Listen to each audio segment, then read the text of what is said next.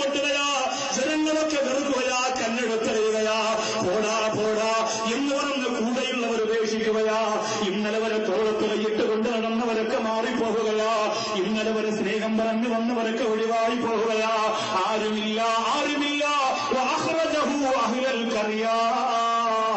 ആ ഗ്രാമത്തിലുള്ളവർ മുഴുവൻ അയ്യൂബ് നബിയെ കല്ലെറിഞ്ഞോടിക്കുമ്പോ ഒരാൾ മാത്രം ഒന്നും പറഞ്ഞില്ല, ഒരാൾ മാത്രം ഒന്നും പറഞ്ഞില്ല, ഒരാൾ മാത്രം ഒന്നും പറഞ്ഞില്ല. ആരാ പെങ്ങളെ, ആരാ പെങ്ങളെ, ആരാ പെങ്ങളെ? അയ്യൂബ് നബി അലൈഹിസ്സലാമിന്റെ പ്രിയപ്പെട്ട ഭാര്യ, അയ്യൂബ് നബി അലൈഹിസ്സലാമിന്റെ പ്രിയപ്പെട്ട ഭാര്യ. ഇല്ല അല്ലോ, ഇല്ല അല്ലോ, എന്റെ പ്രിയരവനെ ഞാൻ നിലത്തു വെക്കൂല്ല. ചാന്തിയെടുത്ത് തോളത്ത് വെച്ചുകൊണ്ട് ഇങ്ങനെ നടക്കുകയാണ് അയ്യൂബ് നബി അലൈഹിസ്സലാമിന്റെ ഭാര്യ.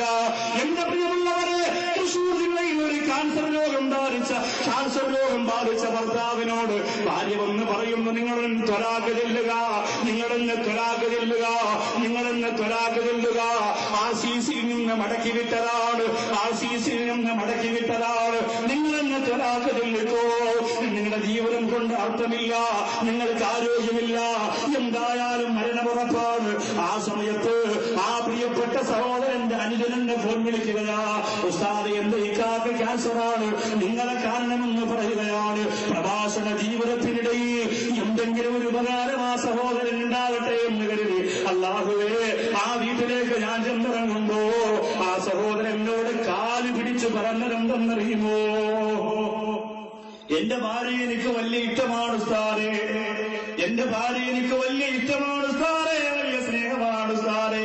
എനിക്ക് രോഗം വന്നപ്പോ, എനിക്ക് ക്യാൻസർ വന്നപ്പോ എന്റെ ഭാര്യയുടെ സ്നേഹം കുറഞ്ഞുപോ. എന്റെ ഭാര്യ പിന്നെ എന്നെ പരിഗണിക്കുന്നില്ല, എന്റെ രോഗം അറിഞ്ഞിരുന്നില്ല ഉസ്താദേ.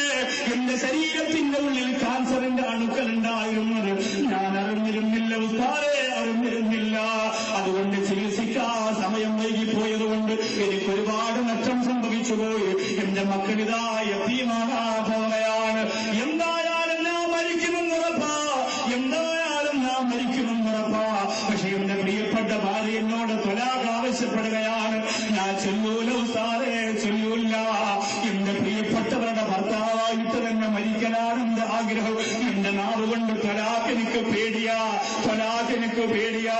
എനിക്ക് ചോറ് വെച്ച് തന്നവരുടെ, എനിക്ക് വസ്ത്രമലക്കി തന്നവളല്ലേ, പിന്നെ വെറുപ്പാണെങ്കിലും എനിക്ക് മരുന്ന് തന്നവളല്ലേ, അവളെ ത്വലാഖ് ഞങ്ങൾ എനിക്ക് കഴിയില്ല. അതുകൊണ്ട് ഉസ്താദെന്ന് സംസാരിക്കുവോ? എന്തായാലും ഞാൻ മരിക്കുമല്ലോ, എന്തായാലും ഞാൻ മരിക്കുമല്ലോ.